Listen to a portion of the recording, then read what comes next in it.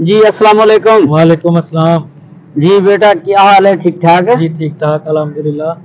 जी की नाम ਤੁਹਾਡਾ? बिलाल। बिलाल। बिलाल साहब कित्थों ਦੇ ਰਹਿਣ ਵਾਲੇ ਹੋ? जी मैं शेखपुरा कदरती मोड़ ਤੋਂ ਰਹਿਣ ਵਾਲਾ जी। अच्छा अच्छा।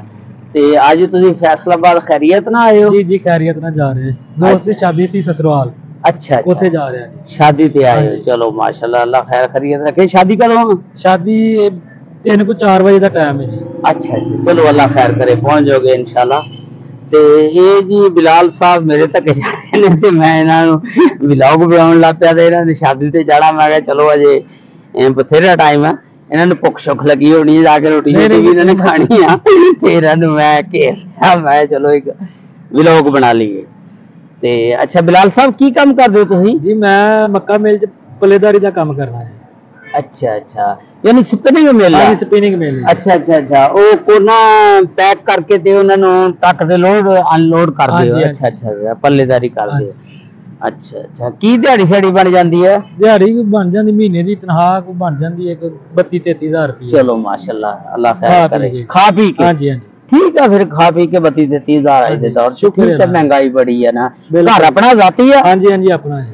अच्छा अच्छा अच्छा, चलो अल्लाह खैर करे। शादी हुई है? हाँ जी शादी हुई है जी। अच्छा हुण ससुराल दे जा हाँ रहे जी हो? अच्छा ससुराल जा ठीक हो गया ठीक हो गया। ਤੇ ਉਸ ਤੋਂ ਇਲਾਵਾ ਤੁਹਾਡੇ ਸ਼ੇਖੂਪੁਰੇ ਹਲਕੇ ਦੇ ਵਿੱਚ ਕਿਹੜੀ ਪਾਰਟੀ ਦਾ ਜ਼ਿਆਦਾ ਜ਼ੋਰ ਆ? नवाज शरीफ ਦਾ ਜੀ, ਮੀਆਂ ਜਵੇਦ ਲਤੀਫ। ਅੱਛਾ ਮੀਆਂ ਜਵੇਦ ਲਤੀਫ ਸਾਹਿਬ ਦੇ ਤੁਹਾਡੇ ਹਲਕੇ 'ਚ? हाँ जी ਕਿਦਾਂ ਉਹਨਾਂ ਦੀ ਪੋਜੀਸ਼ਨ ਠੀਕ ਆ? हाँ जी बिल्कुल बहुत ठीक जा रहे हैं। ਅੱਛਾ ਅੱਛਾ, ਜਿੱਤ ਜਾਣਗੇ? हाँ जी इंशाल्लाह उम्मीद तो हैगी है। ਅੱਛਾ ਅੱਛਾ ਅੱਛਾ, ਤੇ ਮੀਆਂ ਜਵੇਦ ਲਤੀਫ ਸਾਹਿਬ ਦੇ ਕੰਮ ਸ਼ਾਮ ਵੀ ਕਰਾਏ हाँ ਸ਼ੇਖੂਪੁਰੇ जी ਚ हाँ जी ਨਹੀਂ? बहुत करवाए ने जी, बहुत खूबसूरत शेखपुरा हो गया होना। अच्छा हाँ जी ਮੈਨੂੰ ਤਾਂ ਕਾਫੀ ਦੇਰ ਹੋ ਗਈ, ਮੈਂ ਗਿਆ नहीं ਹੈਗਾ। वो 5-7 साल हो गए शेखूपुरे नहीं गया होगा।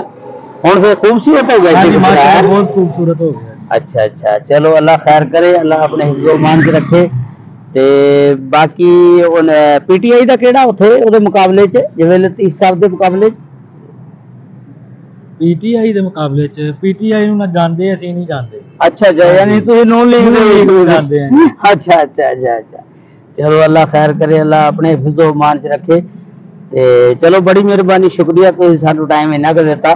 ਠੀਕ ਹੋ ਤੇ ਗਿਆ। ਅੱਲਾਹ ਤੁਹਾਨੂੰ ਆਪਣੇ ਹਿਫਜ਼ੋ ਮਾਨ ਚ ਰੱਖੇ। अस्सलाम वालेकुम। वालेकुम।